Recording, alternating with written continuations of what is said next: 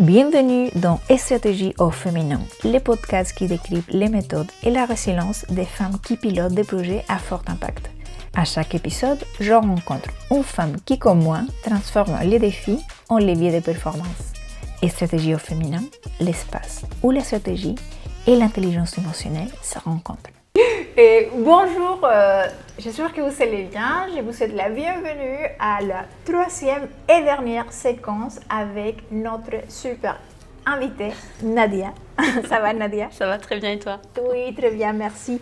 Bon, Nadia, on a parlé de beaucoup de choses. On a parlé de l'importance de l'identité, de savoir qui on est, d'aller vraiment au fond quand on s'engage sur quelque chose, à être motivé et à montrer qu'on est motivé.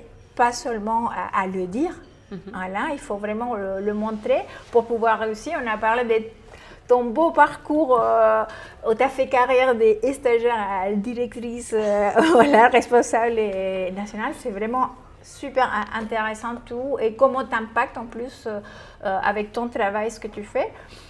Et on a parlé vraiment de ton amour pour la culture d'Amérique latine, c'est pas parce que je suis d'Amérique latine qui est quelque chose de super important, mais oui quand même, parce qu'il y a toujours autres choses hors du travail qui sont importantes, qui nous construisent et qui vont apporter quelque chose de positif, quelque chose de potentiel et qui vont nous construire aussi en tant que personne. Donc, quelle est cette passion d'Amérique latine?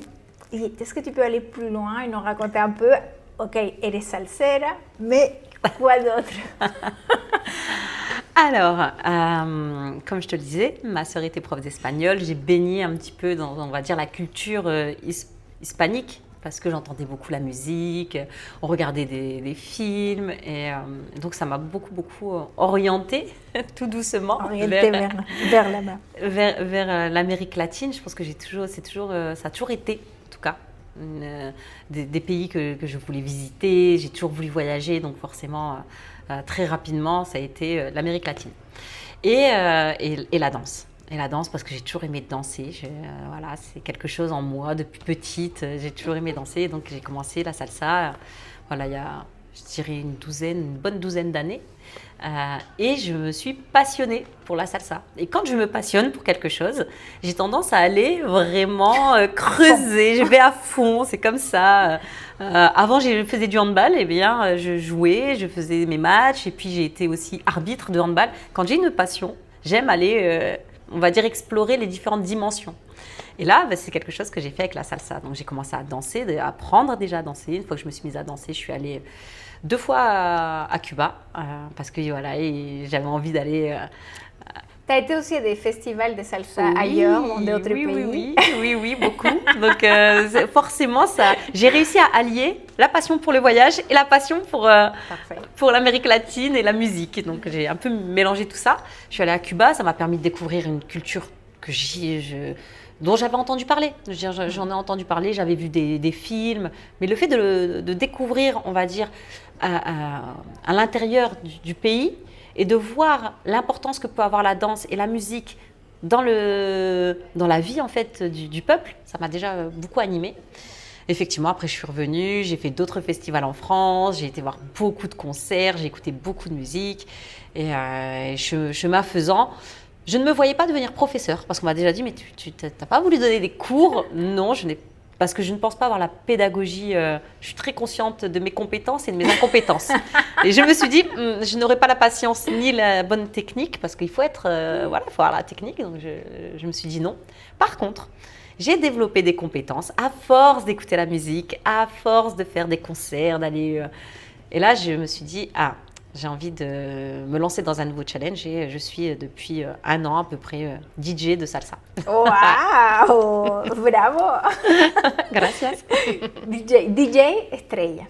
Si. Et qu'est-ce que ça t'apporte concrètement? Eh bien, c'est une nouvelle dimension. J'ai eu très peur au début, pour ne rien te cacher. J'étais assez impressionnée parce que je me disais, c'est technique, il faut apprendre. Et je me suis dit, mais Nadia, quand je regarde autour de moi, il n'y a que des DJ hommes. Ah ouais. Ah oui, et je me suis dit, mais mince, On a des oreilles également, on a une culture musicale et on a des mains, des doigts. Je peux mixer. Je ne suis pas plus bête qu'une autre ou qu'un autre. Et je ne vois pas pourquoi ce serait une dimension qui serait uniquement réservée à la jante masculine. Donc, je me suis formée. J'ai écouté beaucoup de musique parce qu'il faut vraiment développer le répertoire. Donc, on ne peut pas faire ça comme ça. Je veux dire, il faut quand même y mettre de l'investissement. De l'investissement aussi un peu en argent. Il faut acheter du matériel, il faut apprendre à l'utiliser. Après, il faut faire sa communication. Donc, il faut appeler aussi à des compétences. Ça, pour le coup, que j'avais. C'est bien. Il faut se faire un réseau parce que c'est aussi en allant rencontrer, en allant sur des festivals, dans des soirées, en sortant de sa zone de confort qu'on se fait connaître.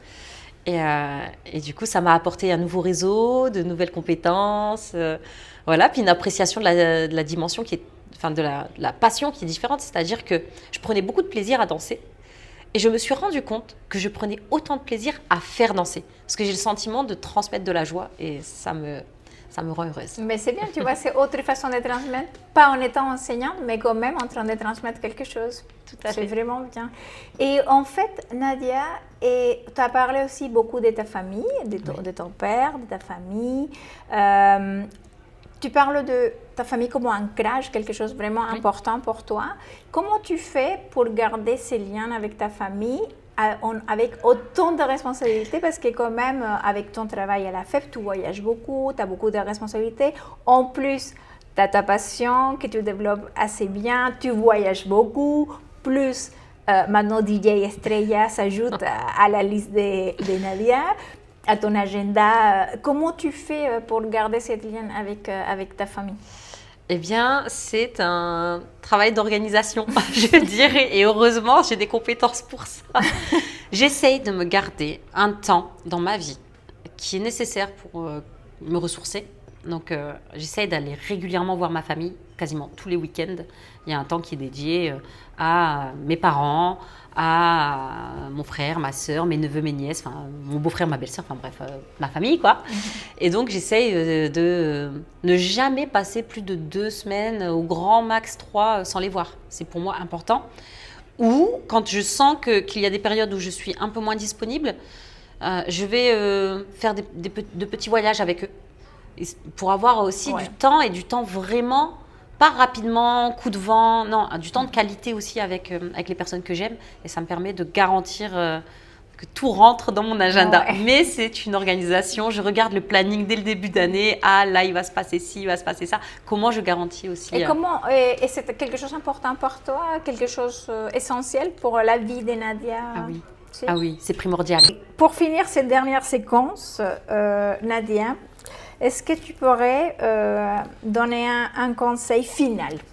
Un conseil final, on arrive vraiment à la fin. Nadia, je te remercie énormément pour cette interview très pétillante, très résiliente. Et est-ce que tu pourrais donner un dernier conseil pour quelqu'un qui est vraiment un peu démotivé, en fait, qui n'a pas trop de courage et qu'à chaque fois qu'il y a des difficultés, ça tombe encore plus, en fait. Quel conseil tu donnerais à cette personne? Le conseil que je donnerais à une personne qui vit, on va dire, un moment pas simple, ou qui se pose des questions, je lui donnerais peut-être 2 conseils.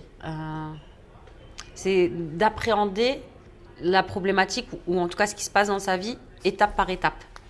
Ne pas, parce qu'on a tendance en fait à se faire toute une montagne de je vais devoir faire ça va être trop compliqué pour moi, je vais jamais y arriver, parce que déjà on n'a pas trop confiance en nous malheureusement.